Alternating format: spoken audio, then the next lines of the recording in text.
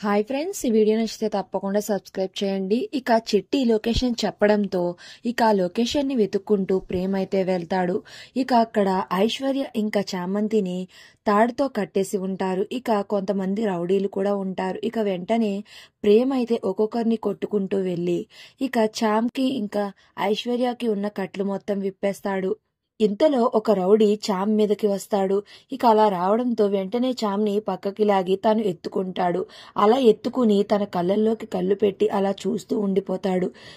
బాబు, మీరు ఇలా చూస్తూ ఉంటే వాళ్ళు మిమ్మల్ని కొట్టేస్తారు అని చెప్తుంది చామ్. ఏం చేయను చామ్, నీ స్పర్శ తగలగానే నేను ఈ లోకంలోనే లేనట్టు అయిపోయింది అని అలా చూస్తూ ఉండిపోతాడు. నాకు అర్థమైంది బాపుగారు, నేను ఈ కేసు ఓడిపోవాలనే ఇలా చేస్తున్నారు, నాకు అర్థమైంది అని చామ్ అంటూ ఉంటుంది. ఎంత మాట అన్నావు చామ్, నీకోసమని నిన్ను గెలిపిందామని నేను వస్తే నువ్వు ఇంత మాట అంటావా అని మాట్లాడుతూనే రౌడీలను అయితే కొట్టేస్తూ ఉంటాడు. మరి కొట్టేనే కదా నేను కేసు గెలుస్తాను, మీరు కొట్టకుండా ఇలా ఉండిపోతే నేను కేసు ఎలా గెలుస్తాను, మనం అక్కడికి ఎలా వెళ్తాం అని చామ్ అంటూ ఉంటుంది. ఇక ఎలాగైతే వాళ్ళందరినీ కొట్టేస్తారు. మరో పక్కన నిషి అయితే కోర్టులో వాదిస్తూ ఉంటుంది.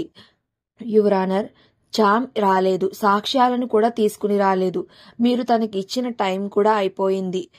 ఇక నా క్లయింట్కి న్యాయం జరిగేలాగా విడాకులు మంజూరు చేయవలసిందిగా కోరుతున్నాను అని నిషి అంటూ ఉంటుంది. ఇక అప్పుడు జడ్జి గారు, అవును, ఆ అమ్మాయి రాలేదు, సాక్ష్యాలను తీసుకురాలేదు, కాబట్టి నా తీర్పుని వెల్లడిస్తున్నాను అని చెప్తూ ఉంటాడు. ఇక మరో పక్కన చామ్ రాలేనందుకు, తను కేసు ఓడిపోయినందుకు రమాదేవి అయితే సంతోషపడిపోతూ ఉంటుంది.